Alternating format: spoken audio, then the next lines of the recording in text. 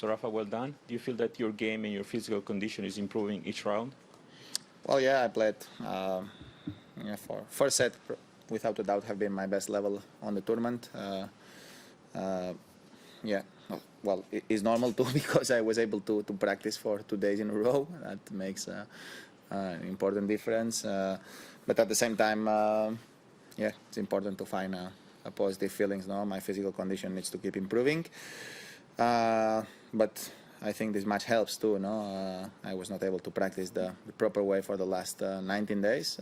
But yesterday I started again to increase the amount of work on the practice, and today have been a positive victory with some long points. So that helps for the next match. Questions in the room? Sam? Rafa, last year you got to the quarterfinal and that's where you bowed out. Can you compare your game 12 months ago to your game now? Do you feel like you're playing better now than you were maybe 12 months ago? No, I don't know. Even I really don't remember, by the way. But no, I lost a tough match against Dominic. It was a good match of tennis in that quarterfinals. I had my chances, I remember. Served for the set in the first set, then lost a couple of tiebreaks. So no, have been a good match in that quarterfinals. I could win against one of the best players. Today, the preparation probably have been worse this year than the year before, because I had that problem on the back for the last 19, 20 days. But yeah, I found a way to be where I am today, and the feelings are better, without a doubt. So yeah, I make it a step forward today, something that I needed. I need to make another one for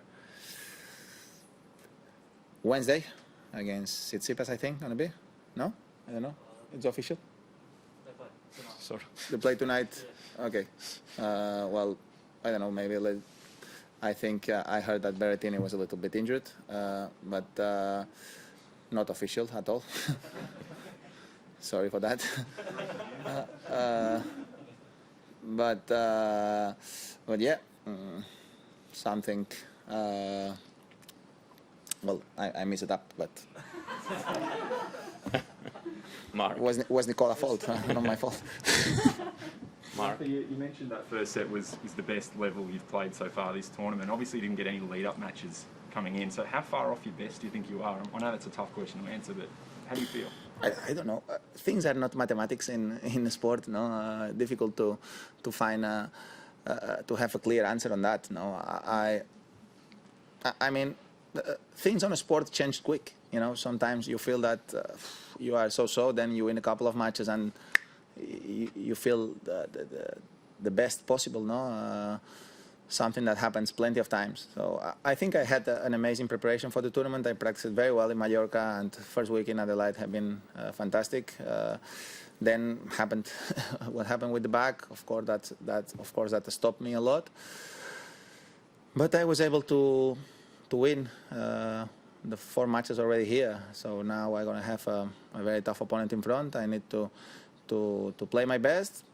Let's see if I am able to do it. No, I really hope that the match of today helps, and the practice of tomorrow will help too. And yeah, I'm excited about playing that quarterfinals match. No, if we compare how I was 5 days ago and how I am today, the situation is different, and my perspective and excitement is completely different too. Karen. You were forced to make official your injury because it kept you out of the ATP Cup. Did it frustrate you in a way because now your opponents came into this tournament knowing that you weren't 100%? In a perfect world, would you rather have kept that injury close to the vest so that you didn't maybe... Do you feel like your opponents maybe sense of vulnerability in you and it gives them a little bit of ammunition? No. Well, it's difficult. No, it's difficult to hide things, and I think it's not healthy to hide a lot of things because it's difficult. For example, of course, have been more public because we had the ATP Cup just before. Maybe if we didn't have the ATP Cup before, the people will know less, but at some point there is people here that knows when you are practicing, when you are not practicing. So I haven't been practicing for a couple of days in a row, and then after the first round, after the second round.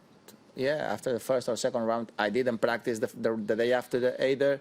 So, I mean, even if you want to hide, at some point you're gonna have questions to answer. So, I don't want to play that game, honestly.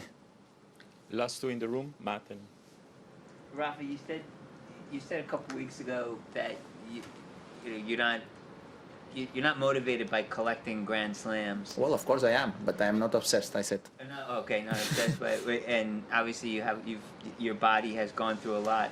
What keeps you motivated? What keeps you coming back to compete?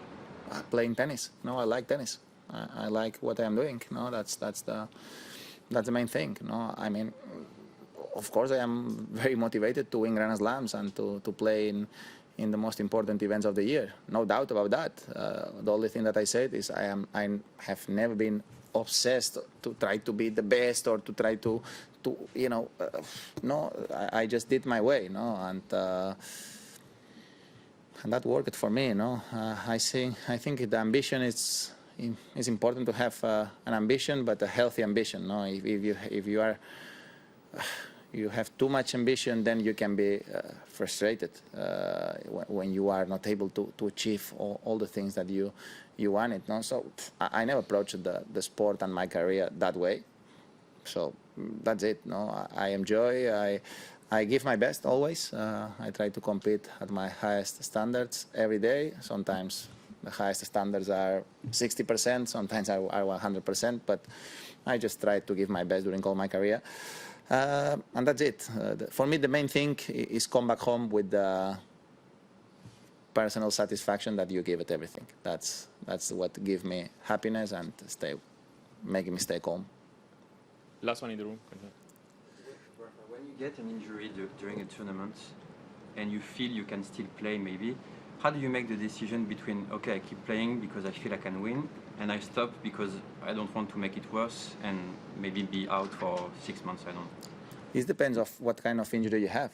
I mean, if you have something broken, I think you have a strain on your abdominal, for example. I did it in the past, and of course you do mistakes because it's impossible to know exactly what's going on when you are competing. No, for example, I remember in the U.S. Open 2009 that I started the U.S. Open with a strain. I think here in the abdominal, I started with 6 millimeters or 7 millimeters of strain, and I finished the tournament. I lost in that semifinals very easy against Del Potro, and I finished the tournament with 26 millimeters. So, of course, wasn't a smart decision. Well, I depends what you have later after the U.S. Open. I feel that if I have to rest for 1 month and something was not a disaster for me, you know. So you need to find a balance, but of course, at this point of my career, if there is a big chance to increase something very important, probably I will not play, because for me the happiness is much more important than give me a chance to win. And at the same time, if you are bad, you will not win. You know, that's clear. No, if you really have physical problems, you will not win. If you have some pain and is not putting you in a situation that limit you, I mean the movements, maybe you can find a way. But when you really have an injury, it's impossible to win a tournament like this.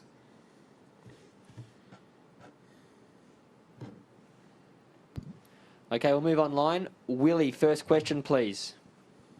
Hi, Rafa. Hello. After all that's gone on in the world over the last year, what is your perspective on the privilege of being able to play? Well, we are lucky. We are lucky to be able to keep doing our job, without a doubt. No, we can't complain at all.